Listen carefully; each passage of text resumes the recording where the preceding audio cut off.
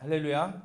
네, 지난주에 변화가 아닌 것에 대하여서 저희가 한번 살펴보았습니다. 상황과 조건의 변화는 우리 어떤 겉모습, 우리의 상황이 바뀌는 건 진짜 변화가 아니다. 그리고 전심이 아닌 진심은 변화가 아니다. 이런 것들에 대해서 살펴보았고요. 오늘은 그러면 진짜 변화가 어떠한 변화인지 오늘 또 말씀을 통해서 한번 살펴볼 건데요. 주보에도 기록해 놨지만 오늘은 종려 주일입니다. 그래서 한 주간 저희가 고난주간 예수님의 고난을 또 맞이하고 다음 주 주일은 부활주일로 이렇게 섬기게 됐습니다. 예수님이 예루살렘에 입성하시면서 이렇게 이제 우리 고난주간이 시작되는데요. 종려나무 가지를 흔드는 걸 기념을 해서 또 이렇게 종려주일로 저희가 지키고 있습니다.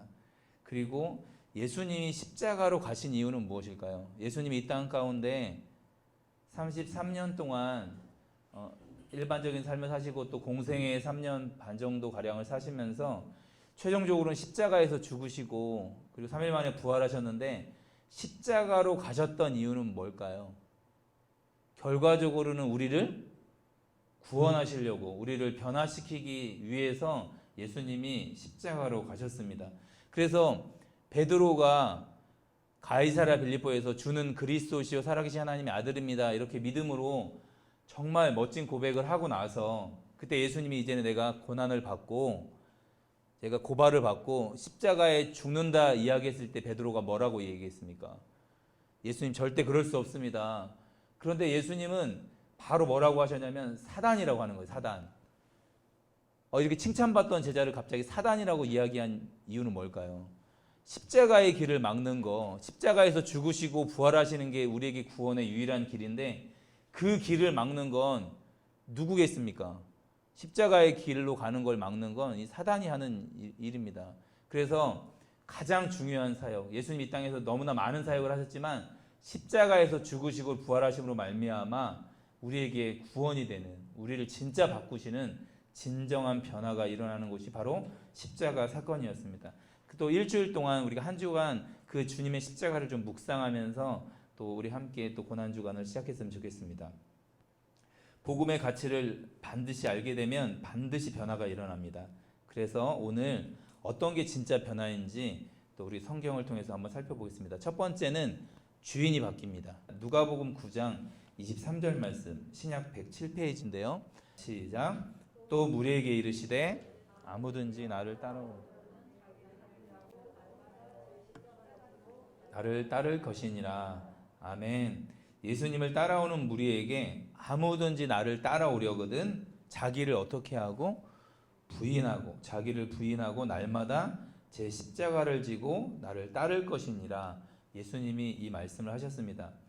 신앙생활을 생각해 보면 어쩌면 참 단순합니다.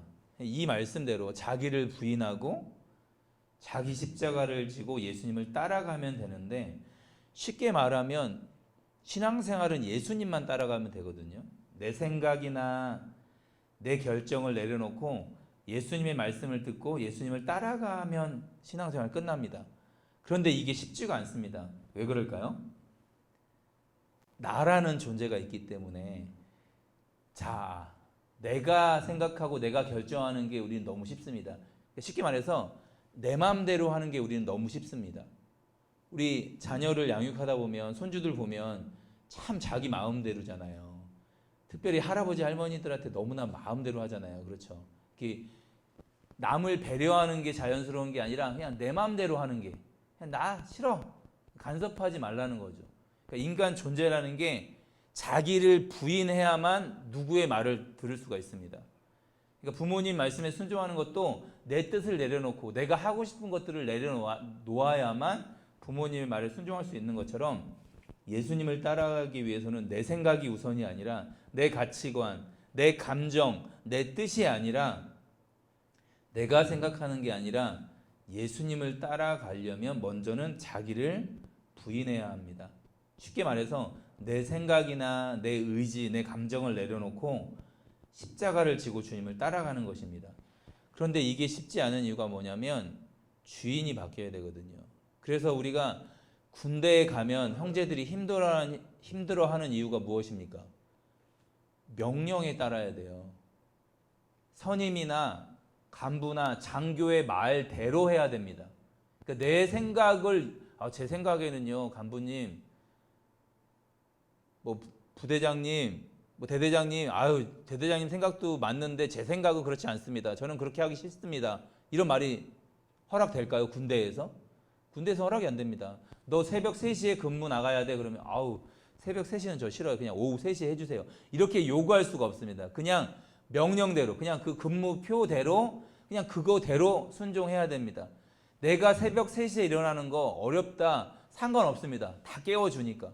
힘들고 피곤하지만 그 명령에 순종하는 게 군생활인 것처럼 주인이 그냥 부대입니다. 주인이 국가입니다. 그래서 그냥 2년 동안, 지금 뭐 2년도 안 되지만 군생활이, 그 명령에 따라가는 게 너무 힘듭니다. 그러면 제대하고 나서 아침 6시에 이제 군인들은 딱 기상하는데, 제대하고 21살, 2살 이런 청년들이 제대하고 나서 새벽 6시에 딱 일어날까요? 절대 일어나지 않습니다. 해가 이제 중천이 떠야 이제 일어나게 되는 거죠. 왜냐하면 제대하면 내 마음이니까. 여러분, 결국은 주인이 바뀐다는 건 쉬운 일이 아닙니다. 그래서 주인이 바뀐다, 내가 예수님을 따라간다, 이건 존재가 바뀐다는 말입니다. 존재가. 십자가에서 내가 죽고 내 안에 예수님이 사는 삶으로 바뀌어야만 자기를 부인하고 십자가를 따라갈 수 있습니다. 우리 고린도후서 5장 15절 말씀, 신약 291페이지인데요. 그가 모든 사람을 대신하여 죽으심은 살아있는 자들로 하여금 다시는 그들 자신을 위하여 살지 않고 오직 그들을 대신하여 죽었다가 다시 살아나신 이를 위하여 살게 하려 함이라. 아멘. 13절부터, 고린도후서는 바울이 고린도 교회에 쓴 편지인데 13절 말씀 보면, 우리가 만일 미쳤어도 하나님을 위한 것이요 정신이 온전하여도 너희를 위한 것이니, 이렇게 이야기하면서 우리가 미친 것처럼 보인다 할지라도 하나님을 위한 것이다. 정신이 온전하여도 너희를 위한 것이다. 그러면서 14절 말씀에 그리스도의 사랑이 우리를 강권하시는도다. 우리가 생각하건대 한 사람이 모든 사람을 대신하여 죽었은즉 모든 사람이 죽은 것이라. 이렇게 예수님의 죽음을 바울이 설명하고 있습니다. 한 사람이 모든 사람을 대신하여 죽었은즉 모든 사람이 죽은 것이라. 예수님은 교회의 머리가 되시고 우리는 그 몸의 지체라고 했습니다. 그럼 우리는 교회의 몸입니다. 예수님 머리가 되시고 우리는 한 몸인 거예요. 한 몸. 예수님이 머리가 되시고, 그럼 예수님이 죽으시면 누가 죽은 겁니까? 몸인, 지체인 우리도 똑같이 죽은 것입니다. 그래서 예수님의 죽음은 모든 사람을 구원할 수 있는 놀라운 능력이 있습니다. 믿음으로만 나오기만 하면, 교회로 들어오기만 하면, 믿음으로 거듭나기만 하면 이 죽음이 똑같이 그에게 죽음이 되어서 모든 사람이 죽게 되는 것입니다. 그러면 어떻게 살아가냐면, 그가 모든 사람을 대신하여 죽으심은 살아있는 자들로 하여금 다시는 누구 자신을 위하여? 다시는 그들, 예수님과 한 몸 된 그들 자신을 위하여 살지 않고 오직 어떻게 해요? 그들을 대신하여 죽었다가 다시 살아나신 이를 위하여 살게 하려 함이라. 그러니까 예수님이 십자가에 죽으신 이유는 우리의 모든 죄를 용서하기 위해서 우리의 몸의 지체인 교회와 함께 십자가에서 죽으시고 다시 살아난 이유는 우리를 살리기 위함인데, 그러면 그렇게 믿음으로 나는 예수님과 함께 십자가에 죽었습니다 라고 고백하는 사람들은 이제 어떻게 살게 되면 자기를 위해 살지 않는 거예요. 내 미래, 내 감정, 내 결정, 내가 원하는 삶이 아니라 오직 누구를 위해서? 나를 죽으신 예수님을 위해서 산다는 뜻입니다. 할렐루야. 그러니까 주인이 바뀐다는 말입니다. 주인. 여러분, 나를 위해서 살던 삶이, 제가 연애 이야기를 가끔 하는데, 사랑하는 사람이 생기면, 모이라 자매님이 오랜만에 오셨어요. 사랑해봤죠? 누군가를 좋아해봤죠? 안 좋아해봤어요? 옛날에 연애를 해봤어요? 사귀는 거. 한 번 사귀었대요. 사귀면 나타나는 특징이 생각이 많이 나죠. 네, 맞아요. 모이라 자매님이 생각이 많이 난대요. 여러분, 저도 저희 아내를 처음 만나서, 제가 그때 이제 신학생이었는데요. 제가 신학교 3학년 때, 아무튼 학부 때, 대학교 다닐 때 사귀었는데, 제 인생의 주인이 갑자기 김미숙 자매로 바뀌었어요. 자기야, 나 9시 반에 퇴근해. 그러면 거기 앞에 비서처럼 가야 돼요. 그런데 제가 비서니까 갈까요? 사랑하니까 갈까요? 사랑하니까 한 번 더 보고 싶어서 퇴근하는 시간에 맞춰서, 그때 이제 학원에 근무하고 있었는데, 그래서 그 퇴근하는 시간에 딱, 그리고 집에까지 태워지면 5분밖에 안 걸려요. 거기 학원에서 그냥 걸어가도 될 거리고, 사실 차로 가면 3분밖에 안 걸리는 거리예요. 그런데 그걸 굳이 태워주겠다고 그 시간에 가갖고 3분밖에 안 걸리는데 그 집 앞에서 2시간, 3시간은 이야기하는 것 같아요. 막 이야기하고 싶어서. 그래서 주인이 바뀌어요. 제가 쉬는 날 무슨 다른 스케줄이 있어서 다른 거를 딱 결정을 해놨는데 아내가 연락이 와요. 그때는 이제 오빠가 그렇게 했겠죠. 오빠, 전도사님, 우리 어디 놀러 가요. 그러면 제 스케줄을 다 포기하고 놀러 가야 돼요. 주인이 바뀌어요. 왜 그럴까요? 사랑하는 사이가 되면, 우리가 예수님을 너무 사랑하면, 십자가에서 예수님 정말로 나를 사랑해서 십자가에 죽으시고 부활하심으로 말미암아 나의 죄를 용서하셨구나, 지옥 갈 내가 예수님의 은혜로 내가 천국 갈 하나님의 백성이 되었구나라는 걸 딱 깨닫게 되면 예수님을 사랑한다는 거거든요. 그럼 예수님을 사랑한다는 건 스케줄이 이제 누구의 스케줄로 바뀔까요? 그 사랑하는 주인의 스케줄, 예수님의 스케줄로 바뀐다는 것입니다. 사랑하는 아들아, 사랑하는 아들아, 나 이렇게 하고 싶어. 난 널 이렇게 사용하고 싶어. 라고 이야기하면, 나는 정말 하기 부담스럽고 어려운 일인데 주인이 그렇게 이야기하면, 사랑하는 예수님이 그렇게 이야기하면, 예 주님, 내 생각을 내려놓고 따라갈 수 있다는 것입니다. 여러분, 예수님이 모든 사람을 대신하여 죽으셨습니다. 이걸 진짜 믿고 경험한 사람들은 다시는 그들 자신을 위하여 살지 않고 예수님을 사랑하면서 예수님을 위해서 살고 싶어지는 것입니다. 예수님이 죽었다가 다시 살아난 이유는 우리를 그렇게 주님 너무 사랑하는 존재로, 우리가 주님을 사랑하여서 주님을 따라가는 존재로 그렇게 살아가기 위함입니다. 데살로니가 전서 5장 10절 말씀 제가 읽겠습니다. 예수께서 우리를 위하여 죽으사 우리로 하여금 깨어있든지 자든지 자기와 함께 살게 하려 하셨느니라. 아멘. 똑같은 말을 설명하고 있습니다. 예수께서 우리를 위하여 죽으사 우리로 하여금 깨어있든지 자든지 누구와 함께? 예수님과 함께 살게 하려 하셨느니라. 예수님이 우리를 위하여 죽으신 이유는 우리가 예수님과 함께 깨어있든지 자든지 예수님과 함께 살게 하기 위해서 우리를 위하여 죽으셨습니다. 그래서 주님이 우리의 주인이십니다. 여러분의 삶의 주인이 바뀌셨습니까? 한번 생각해 보았으면 좋겠습니다. 여러분 인생을 결정할 때, 자녀의 진로를 결정할 때 정말로 예수님이 주인이셨는지, 정말 예수님이 원하는 결정이었는지, 하나님의 뜻 가운데 결정하는지. 제가 30살에 신학교를 가면서, 하나님, 저는 결혼 안 하고 그냥 바울과 같이 독신의 은사를 주시면 저 결혼하지 않고 주의 이름 때문에 제가 순교하고 싶은 게 제 소망이었습니다. 그래서 이제 돈이 없어서 결혼 안 하는 이유도 있었고요. 전셋집 마련할 돈도 없었고. 그런데 교회에서 김미숙 자매라는 사람이 저를 한 달 동안 좋아한다는 이야기를 들었고, 저를 무지 좋아했어요. 저는 전혀 생각이 없는데. 저는 정말 결혼할 생각이 없었습니다. 여기 증인이 있지만. 그런데 갑자기 주님이 2번이나 기도 응답을 주셨어요. 제 배우자라고. 정말 저는 결혼하기 싫었습니다. 저는 사귈 마음이 전혀 없었는데 주님이 갑자기 김민숙 자매 그냥 기도하는데 감동도 있었고 정확한 기도 응답도 있어서, 그때부터 제 뜻과 상관없이 제가 먼저 이제 교제하자고 이야기하면서, 하나님이, 그러니까 제 인생의 여러 가지를 보면, 결혼도 그렇지만 신학교 가는 거, 그렇고 이렇게 목회를 하고 사역을 하는 것도 제 뜻과 제 결정보다는 하나님이 우선이었던 것 같아요. 하나님이. 두 번째, 첫 번째는 참 주인이 바뀌는 거고요. 두 번째, 같이 한번 따라할까요? 사랑의 대상이 바뀐다. 진정한 변화는 어떤 거냐면 주인이 바뀌는 거고, 두 번째, 사랑의 대상이 바뀝니다. 요한일서 2장 15절 16절 말씀인데요. 제가 15절 읽고 우리 다 같이 16절 말씀 한번 읽어주시면 감사하겠습니다. 신약 389페이지입니다. 이 세상이나 세상에 있는 것들을 사랑하지 말라. 누구든지 세상을 사랑하면 아버지의 사랑이 그 안에 있지 아니하니 육신의 정욕과 안목의 정욕과 이생의 사랑이 다 아버지께로부터 온 것이 아니요 세상으로부터 온 것이라. 아멘.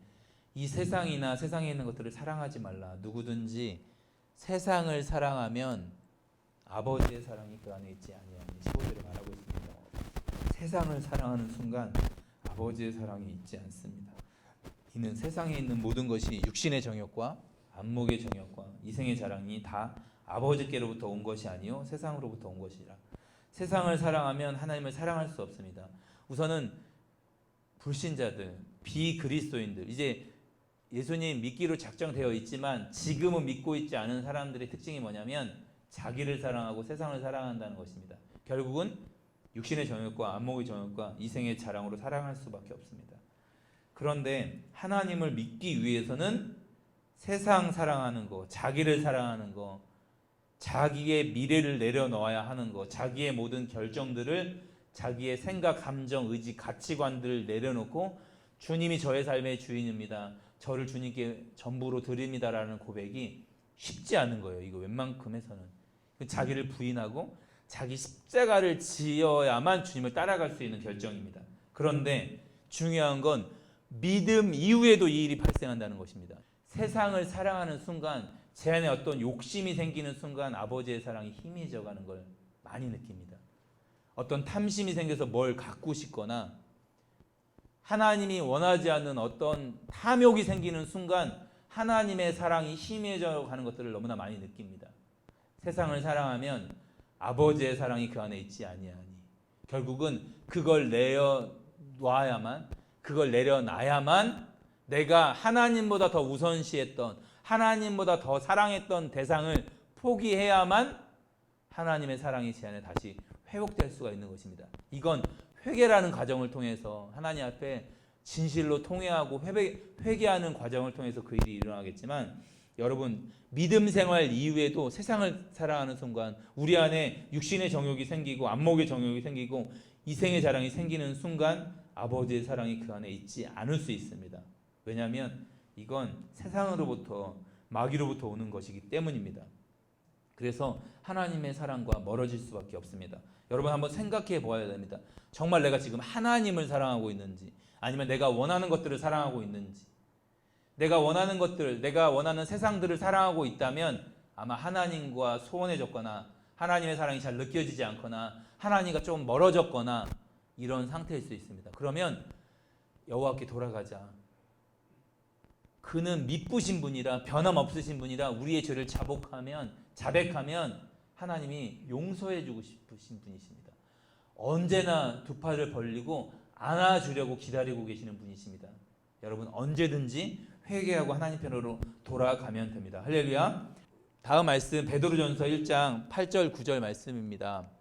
예수를 너희가 보지 못하였으나 사랑하는도다. 이제도 보지 못하나 믿고 말할 수 없는 영광스러운 즐거움으로 기뻐하니 믿음의 결국 곧 영혼의 구원을 받음이라. 아멘. 예수를 너희가 보지 못하였으나 어떻게 하는도다라고 쓰여 있습니까? 사랑하는도다. 예수님 눈으로 본 적 없으시죠? 저도 눈으로 만난 적이 없습니다. 예수님을 본 적이 없는데 우리는 사랑하고 있습니다. 베드로가 이렇게 흩어져 있는 나그네에 대한 성도들에게 이야기하고 있는 거예요. 예수를 너희가 보지 못하였으나 사랑하는도다. 베드로는 봤잖아요. 예수님을 본 사람이잖아요. 이제도 지금도 볼 수 없습니다. 지금도 보지 못하나 우린 믿고 있습니다. 믿고 말할 수 없는 영광스러운 즐거움으로 기뻐하니. 그러니까 예수님을 본 적이 없는데 우리는 믿고 있고, 얼마나 기뻐하냐면 믿고 말할 수 없는 영광스러운 즐거움으로 기뻐하니, 이게 믿음의 결국, 9절 말씀에 믿음의 결국 곧 영혼의 구원을 받음이라. 어떤 사람이 구원받는 사람이냐면 예수님을 너무 기뻐하는 사람이에요. 예수님을 너무너무 사랑하는 사람입니다. 믿음의 결국 곧 영혼의 구원을 받음이라. 여러분 예수님을 보지 못했지만 우리는 믿고 있습니다. 그리고 믿을 뿐만 아니라 말할 수 없는 영광스러운 즐거움으로 기뻐한다고 말하고 있습니다. 여러분 C.S. 루이스가 썼던 소설의 한 부분에 이런 내용이 있습니다. 천국에 가면 천국 문 앞에 문지기가 서 있다고 합니다. 딱 하나의 질문만 한다고 합니다. 하나의 질문. 어떤 질문을 할까요? 천국 분지기가 뭐 예수님 믿으시나요? 거듭나셨나요? 뭐 이렇게 질문할 것 같잖아요. 그런데 C.S. 루이스가 뭐 순전한 기독교나 참 좋은 책들을 많이 쓰셨는데 그 소설에서 어떤 이야기를 하냐면 천국 문지기가 질문하는 건 딱 한 가지라고 합니다. 이겁니다. 당신은 예수님으로 인해서 터져나오는 기쁨, 멈출 수 없고 그칠 수 없는 터져나오는 기쁨이 있습니까? 라는 질문을 한다는 거예요. 와, 그 이야기를 읽으면서 굉장히 많이 동감이 됐습니다. 이건 답 가운데 있는 거잖아요. 예수님을 믿고 신앙생활 거듭났냐 이거 물어보는 게 아니라 지금 예수님 때문에 멈출 수 없는 기쁨이 있느냐 이거죠. 막 넘쳐 흐르는 터져나오는 기쁨이 있느냐 이거죠. 자, 그 책을 읽으면서 참 부끄럽기도 했고 나는 정말 예수님으로 인해서 터져나오는 기쁨이 있나? 자꾸 그랬던 적을 생각하는 거예요. 지금 그러고 싶은데 지금 예수님이 너무 좋아서 막 그냥 미칠 듯이 예수님이 너무 좋고 사랑스러워야 하는데 우리의 신앙이 매일매일 그렇게 유지가 안 된다는 게 탄식이 좀 되더라고요. 안타깝더라고요. 여러분, 사랑의 대상이 바뀌는 겁니다. 진짜 변화는 어떤 변화냐면 주인이 바뀌고 사랑의 대상이 바뀐다는 것입니다. 예수님이 그냥 우리가 처음 누구를 사귀고 연애할 때 그 사람이 생각나고 그 사람이 막 계속 눈을 감으면 그 사랑이 떠오르는 것처럼 우리를 사랑한 그 예수님의 사랑 때문에 우리가 더욱더 날마다 감격하는 것입니다. 한 주 동안 제 기도 제목이 이거였어요. 주님, 그 사랑 다시 한번 회복시켜 주세요. 그 예수님과의 그 첫사랑 다시 한번 제 안에 넘쳐날 수 있도록 주님 은혜를 허락해 주세요. 그냥 유일한 기도 제목이었습니다. 우리 사랑하는 원월드교회 모든 성도님이 이 사랑이 회복되었으면 좋겠습니다. 할렐루야. 예수님이 그냥 너무너무 사랑스럽고 예수님 정말로 지금 더 보고 싶고 빨리 예수님 만나고 싶고 예수님 너무 사랑해서 이 말씀 묵상이 꿀처럼 달고 우리 찬양하고 기뻐하며 살아갈 수 있는 우리 원월드교회 한 분 한 분이 되기를 함께 기도했으면 좋겠습니다. 할렐루야. 세 번째 마지막은 진리 안에서 참 자유한가입니다. 요한복음 8장 31절 32절 말씀입니다. 그러므로 예수께서 자기를 믿은 유대인들에게 이르시되 너희가 내 말에 거하면 참으로 내 제자가 되고 진리를 알지니 진리가 너희를 자유롭게 하리라. 31절 말씀 보면 예수께서 자기를 믿은 유대인들에게 이르시되 너희가 내 말에 거하면 참으로 내 제자가 되고 진리를 알지니 진리가 너희를 자유롭게 하리라. 우리는 누군가의 종이 된 적이 없는데 무슨 우리가 자유롭게 됩니까? 우리는 아브라함의 자손입니다. 자꾸 이런 얘기를 하는데 너희는 자유롭지 않다라고 이야기하고 있습니다. 진리를 알지니 진리가 너희를 자유롭게 하리라.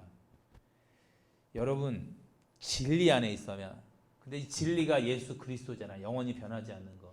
그러면 너희가 내 말에 거하면, 예수님 안에 거하면 참으로 내 제자가 되고 라고 하면서 진리를 알지니 진리가 너희를 자유롭게 하리라 말하고 있습니다. 여러분, 예수님을 알면 알수록 우리는 진리 안에서 정말 자유함을 느낍니다. 진짜 변화는 무엇이냐면 주인이 바뀌는 거고 사랑의 대상이 바뀌는 거고 진리 안에서, 즉 예수님 안에서 참된 자유를 누리는 것입니다. 예수님을 믿으면 못하는 게 많아요. 누구를 미워할 수 없고 누구를 정죄할 수 없고 이런 것들이 많이 있어요. 내 원수를 때리라 그래요, 죽이라 그래요, 복수하라 그래요, 사랑하라 그럽니까? 내 원수를 사랑하라. 그런데 원수 같은 사람을 사랑할 수 있습니까? 너무 미운 사람을 우리가 사랑할 수 있습니까? 우리 본선적으로는 안 됩니다. 예수님 안에 거해야만, 자기를 부인하고 자기 십자가를 지고 주님을 따르기로 결정한 사람, 주인이 바뀐 사람, 주님을 너무 사랑하는 사람이 원수를 사랑할 수 있어요. 아무리 원수 같은 일을 내 남편이 하더라도 우리는 사랑할 수 있습니다. 아무리 원수 같은 짓을 자녀가 하더라도 우리는 사랑할 수 있습니다. 그리고 나에게 정말로 사업을 하면서 혹은 직장에서 정말로 나를 미워하고 나에게 원수 같은 태도를 해도 우리는 그를 사랑할 수 있습니다. 왜냐하면 주님이 그걸 원하시기 때문에. 주님을 사랑해서 기도하면 너 그를 사랑해, 용서해줘, 품어줘, 그냥 다 네 거 내어줘 라고 하면 막 우리는 화가 나죠. 나한테 이렇게 함부로 하고 나한테 이렇게 정말 원수짓 하는데 어떻게 내가 또 배려해주고 용서해주고 더 베풀 수 있어요? 근데 주님은 그러실 거예요. 내가 그랬잖아.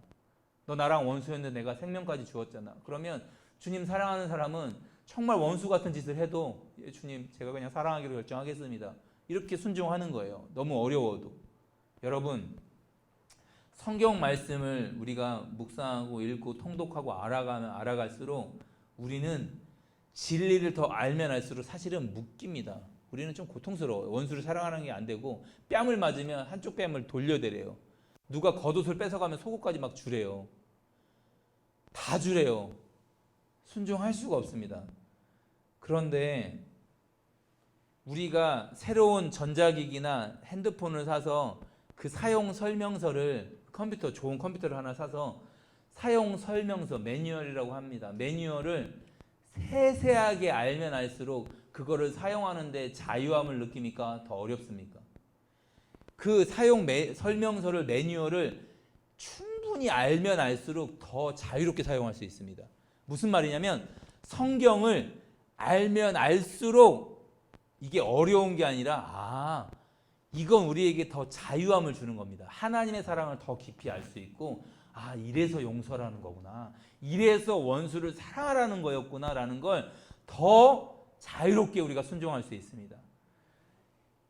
여러분 결혼 정년기가 되었던 자매가 갑자기 A, B, C 너무 훌륭한 형제 3명이 나이도 이제 딱 자기랑 이제 한두 살 차이밖에 안 나는 사람이고 한 명은 재벌이고 한 명은 국회의원이고 한 명은 교수님이에요.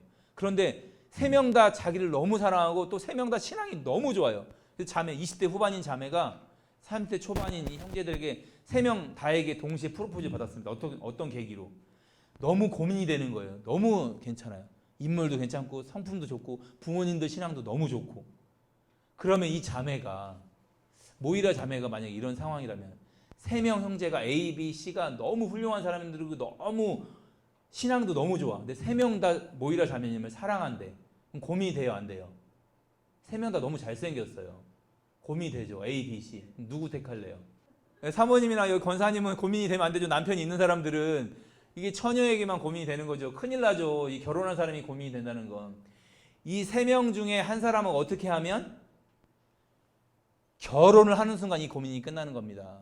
무슨 말이냐면 우리 하나님 말씀에 순종할까 불순종할까 하나님 말씀을 A, B, C라는 어떤 결정을 놓고 이렇게 A를 할까? 하나님 말씀이 들렸어. 순종할까? 나중에 순종할까? 순종하지 말까? 이런 A, B, C라는 3가지의 경우의 수가 생기면 우리는 너무 막 갈등이 일어납니다. 그런데 누군가에게 시집가는 것처럼 우리가 진리에 하나님 말씀이 들려지면 나는 100% 순종하겠어라고 결정을 하는 순간 나는 이 하나님 말씀과 결혼하겠어. 말씀대로 살겠어라고 딱 결정하는 순간 쉽게 말해서 그 3명 중에 한 명하고 딱 시집을 가는 순간 누군가 형제를 딱 결정하는 순간 만약에 C라는 형제랑 결혼하는 순간 A, B가 고민됩니까? 안 됩니까? 고민이 안 되는 거예요. 누군가랑 결혼을 하는 순간 이제는 고민이 되지 않습니다. 무슨 말이냐면 하나님 말씀을 지키기로 딱 결정을 하는 순간 나는 순종하지 않아야지, 늦게 순종해야지 이런 모든 생각들이 사라진다는 것입니다. 즉 순종만 결정하면 되는 것입니다. 이거 쉽게 말하면 진리에 시집가라. 진리랑 결혼해라. 하나님 말씀에 그냥 목숨 걸어라 이 말이죠. 생명 걸어라. 말씀대로 따라가겠다. 이런 변화가 일어났다는 건 가치관이 변화됐다는 것입니다.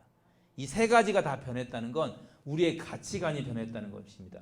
여러분 가치관이라고 말하면 좀 어려운 개념인 것 같은데 제가 쉽게 설명하겠습니다. 가치관. 여러분 언제 가장 기쁘고 살맛나고 행복합니까? 기쁨의 이유가 무엇인지를 한번 생각해 보았으면 좋겠습니다. 만약에 나에게 돈이 갇히면 이 사람은 통장에 큰 금액이 들어오면 이 사람은 기쁠 거예요. 그리고 어떤 일이나 직장에서 보너스를 받거나 사업을 해서 사업이 잘 돼서 내가 생각했던 것보다 더 큰 돈을 벌게 되면 이 사람은 너무 기쁠 겁니다. 행복할 겁니다. 그러면 여러분들이 가장 행복하고 살맛날 때 그러면 이게 잘 생각이 안 나면 두 번째 질문. 그러면 여러분 언제 제일 슬프고 무기력해지는지를 한번 생각해 보시면 되겠습니다. 언제 가장 우울한지 내 삶에서. 언제 내가 눈물이 날 만큼 우울하고 슬프고 무기력해지고 재미가 없고 기쁨의 이유와 슬픔과 무기력의 이유는 맞닿아 있습니다. 동전의 양면처럼. 이거를 잘 살펴보면 나의 가치관을 알 수 있습니다. 돈이 목적인 사람은, 돈이 나의 가치관인 사람은 통장에서 돈이 없으면 우울해집니다. 만약에 성공이라는 게 가치였다면 최고의 대학 아니면 최고의 어떤 내가 원하는 어떤 명예를 얻었을 때, 근데 그거에 만약에 실패를 했다, 그러면 그 사람은 우울할 수 있습니다. 그 모든 가치들이 내가 우울해하는 이유, 내가 슬퍼하는 이유가 세상의 가치인지 하나님의 가치인지를 한번 생각해 보았으면 좋겠습니다. 육적인 이유인지 영적인 이유인지. 하나님의 가치라면, 영적인 가치라면 이런 거겠죠. 한 영혼이 복음을 듣지 못하는 것 때문에 가슴이 아픈 거, 가슴이 메어지는 거. 우리가 기도할 때 그런 일들이 많이 일어나잖아요. 성도님들의 어떤 고백이나 간증을 들으면서 정말로 하나님께 돌아오지 않는 그 어떤 소식들을 들었을 때, 그리고 정말 복음을 애써 전했는데 끝까지 부인할 때 너무 안타깝잖아요. 여러분, 그런데 대부분 언제 우리가 기뻐하냐면 남들에게 인정받고 칭찬받고 좋은 열매나 좋은 결과가 나올 때 살만 나고 우리는 기뻐합니다. 사역자들도 마찬가지일 수 있습니다. 사역의 열매가 많고 사람들에게 인정받고 칭찬 들을 때, 제가 사역할 때 전도사 때도 생각해보면 그렇습니다. 그때 우쭐대고 막 기분이 너무 좋아요. 전도사님 최고예요. 전도사님 때문에 우리 부서가 부흥되고 있어요. 이런 말들이 살만 나게 합니다. 그런데 언제 우울해지냐면요, 무시당할 때, 사역은 열심히 했는데 열매가 없을 때, 그리고 관심을 못 받을 때 가장 외로워하고 우울해하더라고요. 제가 우리 교회랑 안 맞아요. 진짜 너무 무시를 당하거나, 쉽게 말해서 인정을 못 받을 때, 사람들에게 인정을 못 받을 때, 칭찬을 못 받을 때 힘들어지더라고요, 사람이. 여러분, 세상 사람들 혹은 교회 안에서도 이것 때문에 우울할 수 있고 괴로워할 수 있고 심지어 자학증에 걸릴 수도 있고 자살까지 갈 수도 있는 것입니다. 이런 세상의 가치관, 이거 사람들에게 인정받는 거거든요. 하나님 편에가 아니라 그냥 주변 사람들, 교회 안에 공동체에게 인정받는 건데, 이거에 인정받고 좋은 평판 듣는 거에 목숨을 거는 거예요, 사람들이. 연예인들이 자살하는 이유도 똑같습니다. 악플, 사람들에게 인기가 떨어졌을 때 우울해하고 결국은 자학증 걸렸다가 결국은 자살 시도하게 되면서, 그렇게 수많은 스타였던 사람들이, 연예인이었던 사람들이 자살하는 이야기들을 우리가 많이 보잖아요. 자살했던 사람들에게 중에서 인기 있었던 사람들 많습니다. 그런데 그 순간 자살하는 그 몇 개월, 몇 년 동안 인기가 바닥에 떨어졌어요. 보통 이런 사람들이 우울해하다가 결국은 또 뉴스에 나오게 되는 거죠.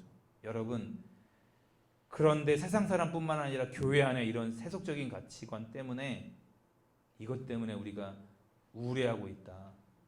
참 안타까운 일입니다. 여러분, 생각해 보십시오. 장사하는 사람들이, 사업하는 사람들이 딱 한 달만 투자해서 2천만 원, 3천만 원 순이익이 생긴다고 하면 눈에 불을 켜고 합니다. 저라도 그럴 것 같아요. 딱 한 달만 고생하면 3천만 원이 딱 생겨, 순이익으로. 그러면 잠 못 자는 거 이런 거 상관없습니다. 막 그 열정, 3천만 원이 순이익으로 생긴다.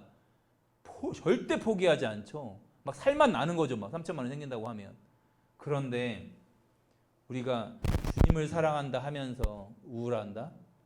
주님을 사랑하는데 우리 삶에 사람들에게 인정 못 받아서 우리가 힘들어진다? 다시 한번 생각해 봐야 합니다.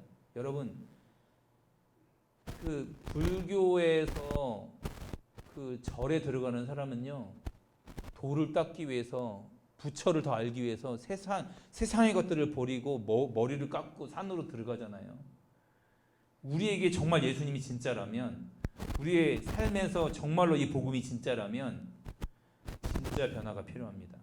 주인이 바뀌고 정말 주님을 사랑하게 되고 이 말씀 안에서 자유함을 느끼는, 단순히 예수님 믿고 천국 가는 그런 수준이 아니라 내 죄책감을 막 떨어내려고 필요한 예수님이 아니라 나의 이 전 존재가 바뀌는 그런 변화. 고린도후서 5장 17절.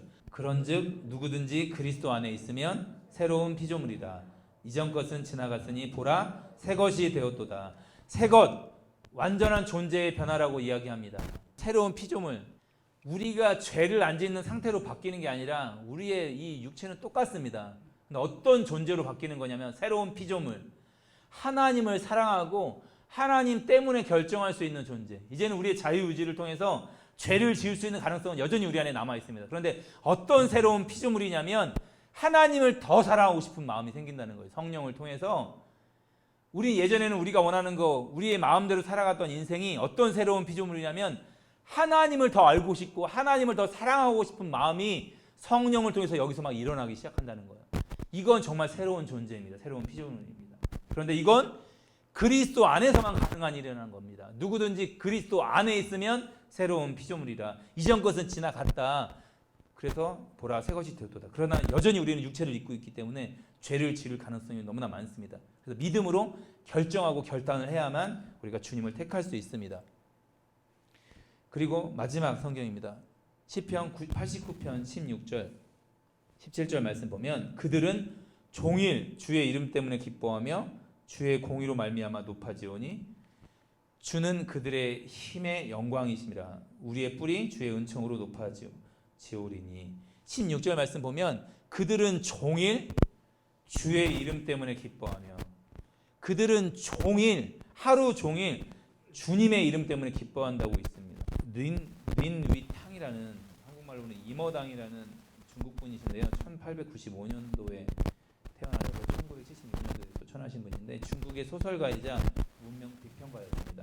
이분은 그리스도인으로 태어나고 나중에 하버드에서 공부를 하고 굉장히 중국에서 수재셨습니다.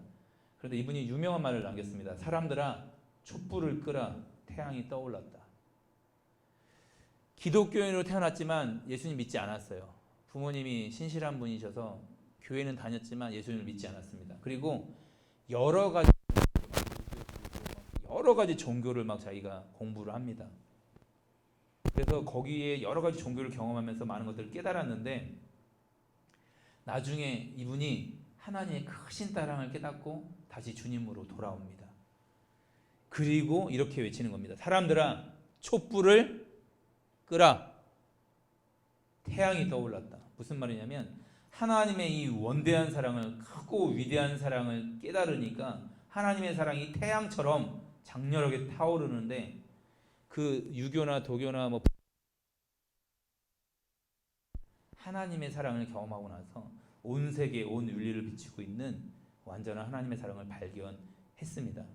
여러분, 복음으로 진짜 변화가 필요합니다. 우리의 겉모습만 바뀌는 그런 변화 말고요, 진짜 우리의 내면의 변화, 우리의 가치관의 변화, 사랑의 대상이 바뀌는 것, 그리고 말씀 안에서 참된 자유를 느끼는, 이제는 주인 대신 주님만 따라가는 이 생명으로 바뀌는 여러분 되었으면 좋겠습니다.